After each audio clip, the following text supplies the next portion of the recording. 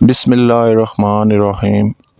حضرت عثمان رضی اللہ عنہ نے ایک بار پانی کا برتن منگوایا اور اپنے ہاتھوں پر 3 مرتبہ پانی ڈال کر انہیں دھویا،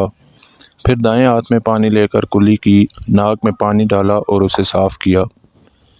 پھر اپنے منہ اور دونوں ہاتھوں کو کہنیوں سمیت 3 دفعہ دھویا،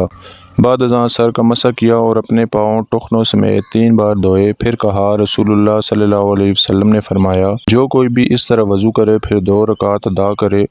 اور ان کی ادائیگی کے دوران کوئی خیال دل میں نہ لائے تو اس کے سابقہ تمام گناہ بخش دیے جائیں گے۔ حضرت ابو قتادہ رضی اللہ عنہ سے روایت ہے، انہوں نے کہا، رسول اللہ صلی اللہ علیہ وسلم نے فرمایا،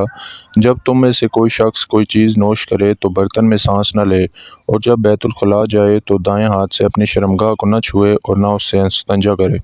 حضرت ابو ہریرہ رضی اللہ عنہ سے روایت ہے، انہوں نے کہا،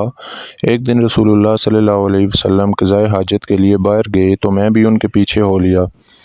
آپ کی عادت مبارکہ تھی کہ آپ چلتے ہوئے دائیں بائیں نہ دیکھتے تھے۔ جب میں آپ کے قریب پہنچا تو آپ نے فرمایا، مجھے ڈھیلے تلاش کر کے دو، میں اس سے استنجا کروں گا، لیکن ہڈی اور گوبر نہ لانا۔ چنانچہ میں اپنے کپڑے کے کنارے میں چند ڈھیلے لے کر آیا اور آپ کے قریب رکھ دیے اور خود ایک طرف ہٹ گیا۔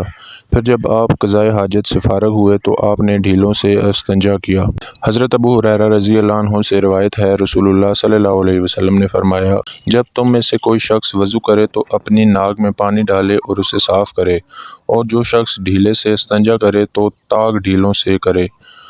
اور تم میں سے جب کوئی سو کر اٹھے تو وضو کے پانی میں اپنے ہاتھ ڈالنے سے پہلے دھو لے، کیونکہ تم میں سے کسی کو خبر نہیں کہ رات کے وقت اس کا ہاتھ کہاں کہاں پھرتا رہا۔ محمد بن زیاد کہتے ہیں، میں نے ابو ہریرہ رضی اللہ عنہ سے سنا، جب وہ ہمارے پاس سے گزرتے اور لوگ برتن سے وضو کر رہے ہوتے